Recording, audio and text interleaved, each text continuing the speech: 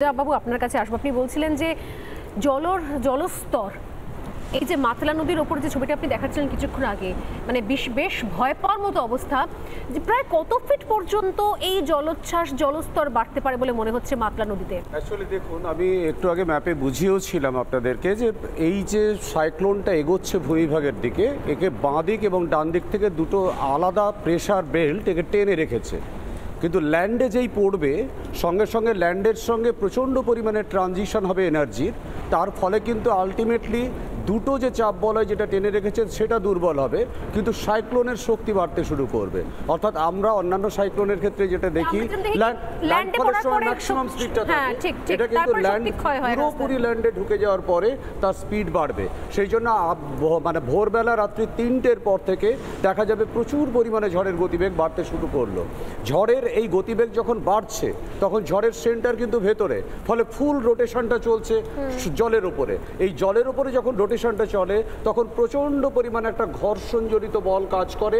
সেই ঘর্ষণজনিত বলটা উপকূলবর্তী অঞ্চলের জলকে ঠেলে তুলবে ওপরের দিকে। প্লাস ওই সময় হবেটা কি, যে বিপুল পরিমাণ অঞ্চলে বিস্তৃত ছিল সাইক্লোনটা, সেটা আস্তে আস্তে ছোট হতে শুরু করবে।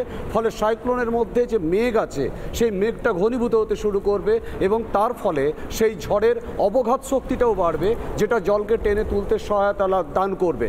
যার ফলে এমনিতে যদি সরাসরিভাবে কোনো থাকে, মানে যেটাকে আমরা বলি বান ডাকা থাকে, অথবা যদি ভরপুর কোনো জোয়ার থাকে, তাহলে মাতলা নদীতে জলের উচ্চতা বৃদ্ধি পায় 3 থেকে 3.5 মিটার। কিন্তু আপনি তো বলছেন যে ভোরবেলা 3টের সময়তে সেই জলস্তর বাড়ার কথা, 3টে নাগাদ সবথেকে বেশি শক্তিশালী হবে পরবর্তী যে জোয়ার। আচ্ছা, তাহলে সেই সময় কি জোয়ার থাকার কথা? সেই সময় আরেকটা দ্বিতীয় জোয়ারটা হবে এবং সেই সময় এখানে হচ্ছে 3.5 মিটার, প্লাস এর ফলে উচ্চতা বাড়ছে 4.5 মিটার, অর্থাৎ প্রায় 8 মিটারের কাছাকাছি।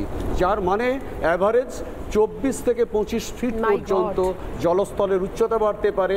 এই অবঘাত নিয়ে যখন বায়ু ওই প্রচণ্ড উচ্চতাযুক্ত জলকে নিয়ে এগোবে, তখন এই বাঁধ তাকে রক্ষা করতে পারে কিনা সেটা একটা বড় চ্যালেঞ্জ এই মুহূর্তে। আর দ্বিতীয় যেটা গুরুত্বপূর্ণ বিষয়, বলুন যে যদি 26 ফিট মতো জলস্তর বাড়ে মাতলা নদীতে, তাহলে তো উপকূলবর্তী অঞ্চল পুরো ভেসে যাবে একেবারে। হ্যাঁ, ন্যাচারালি তাই।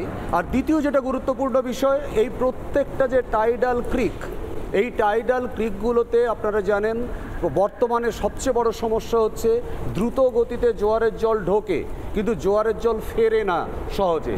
ফলে পরপর যখন এই উচ্চতাযুক্ত জলগুলো টাইডাল ক্রিকগুলোতে গিয়ে ধাক্কা দেবে, তখন তার শীর্ষ দেশে বিস্তীর্ণ অঞ্চলের উপরে কিন্তু এই প্লাবন সৃষ্টি হতে পারে। সুন্দরবনের এই মুহূর্তে যে ভূমিভাগ রয়েছে তার প্রায় 40% অঞ্চলের ভূমিভাগ কিন্তু সমুদ্রের লেভেলের নিচে অবস্থান করছে। ফলে ন্যাচারালি এখানে যদি নদীবাঁধ ভাঙে, তাহলে 40% জমি নিশ্চিন্তে প্লাবিত হয়ে যেতে পারে কয়েক ঘন্টার মধ্যে। ফলে সবচেয়ে বড় চ্যালেঞ্জ এই মুহূর্তে হচ্ছে রাত্রি 3টে থেকে সকাল 8টা পর্যন্ত এই ঝড়টাকে ফেস করা এবং তাকে পাস আউট করা। রাত 3টে থেকে সকাল 8টা। আমি আমার টিমকেও বলবো যে অবশ্যই এই ইনফরমেশনগুলো আমরা স্ক্রিনেও দেখাবো, আমরা নিচে যে আমাদের ব্রেকিং লাইন্স রয়েছে সেখানেও তুলে দেবো। রাত 3টে থেকে সকাল 8টা পর্যন্ত সবথেকে বেশি আতঙ্কের সময় এবং সবচেয়ে দুশ্চিন্তার বিষয়। সেই সময় কিন্তু নিঃসন্দেহে উপকূলবর্তী মানুষের চোখে ঘুম নেই, কিন্তু যারা একটু শহরের দিকে তারা হয়তো ঘুমোবেন সেই দুশ্চিন্তা বুকে নিয়েই। এবং আমার মনে হয় প্রত্যেকের খুব বেশি করে সজাগ থাকাটা দরকার। আমি আসবো, পার্থপ্রতিমবাবু হাত তুলছিলেন। স্বর্ণালী, পার্থদা, সুজীববাবু যা বলেন রীতিমতো ভয়ের বিষয়। মানে 26 ফিট যদি বলছি, আনফর্চুনেটলি হচ্ছে যে এটাকে মানে হাই ফ্লাড লেভেল বলা হয়, যে জল আসলে কত অবধি উঠতে পারে শেষমেশ। এবং এই হাই ফ্লাড লেভেলটা ঠিক মানে পাল্টে যায় মাঝে মাঝেই, মানে আমি বলছি বছর পর বছর। ফলে আমাদের পশ্চিমবঙ্গ সরকারের কাছে নেই, গভর্নমেন্ট অফ ইন্ডিয়ার কাছে কোনো ডেটা নেই যে আসলে সুন্দরবনের বিভিন্ন অঞ্চলের হাই ফ্লাড লেভেল এখন মডিফাইড হয়ে কোন জায়গায় গেছে, অর্থাৎ জলোচ্ছ্বাসের পর কোথায় গিয়ে পৌঁছাতে পারে। এগুলো সবকটাই আমাদের স্থানীয় গবেষণার ভিত্তিতে, অভিজ্ঞতার ভিত্তিতে একটা কথা আমরা বলে থাকি। 2, যে আমি আপনাকে আরেকটা উদাহরণ দেবো, যে এটা আপনার স্টুডিওতে আগেও দিয়েছি, যে হল্যান্ড বলে একটা দেশ আছে যেখানে হচ্ছে যে আমাদের বাঙালি খুব ফুটবল প্রিয় তাদের জন্য।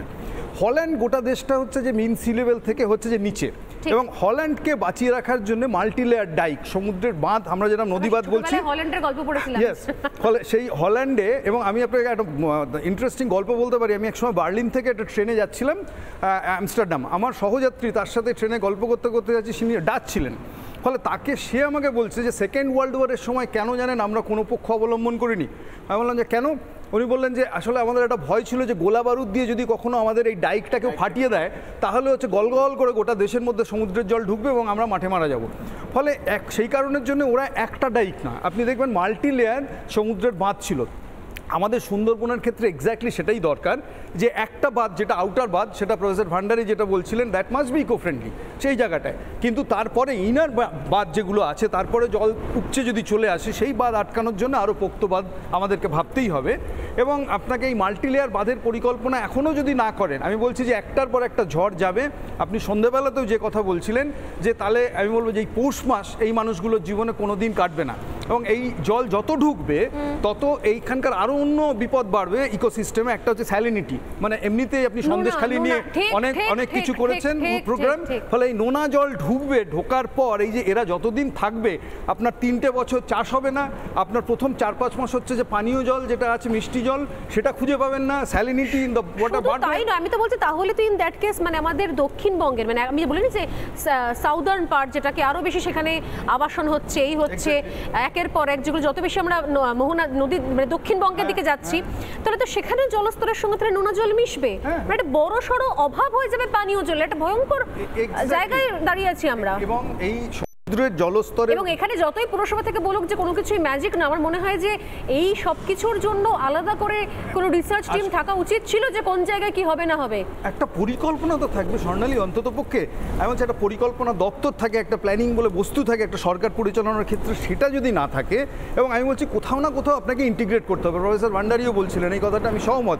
ধরুন যাদবপুর বিশ্ববিদ্যালয়, কলকাতা বিশ্ববিদ্যালয়, আমাদের রাজ্যের অনেক প্রতিষ্ঠান আছে, আপনারা কেন এই যে পঞ্চায়েত রুরাল ডেভেলপমেন্টের সাথে কেন এগুলোকে আমরা ইন্টিগ্রেট করতে পারবো না?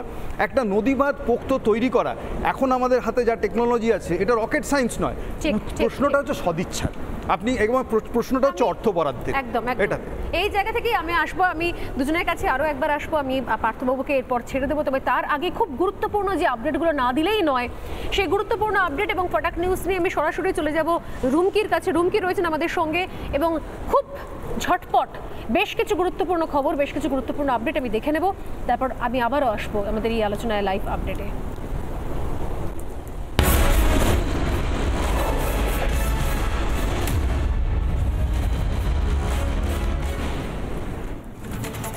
ল্যান্ডফল প্রক্রিয়া শুরু রেমালের, বাংলাদেশের মঙ্গলাতে ল্যান্ডফল ঘূর্ণিঝড় রেমালের। ল্যান্ডফলের পর আচমকায় গতিপথ পরিবর্তন করতে পারে রেমাল, বাংলাদেশের উপর দিয়েই উত্তর পূর্ব ভারতের রাজ্যগুলিতে প্রবেশ করতে পারে ঘূর্ণিঝড়ের অবশিষ্টাংশ। সন্ধে নামতেই সুন্দরবনের ক্যানিং, বাসন্তী ও গোসাবার বিস্তীর্ণ এলাকা জুড়ে শুরু হয়েছে ঝড়ের দাপট। গোসাবায় বেহাল নদীবাঁধ মেরামতের কাজে হাত লাগালেন গ্রামবাসীরাই।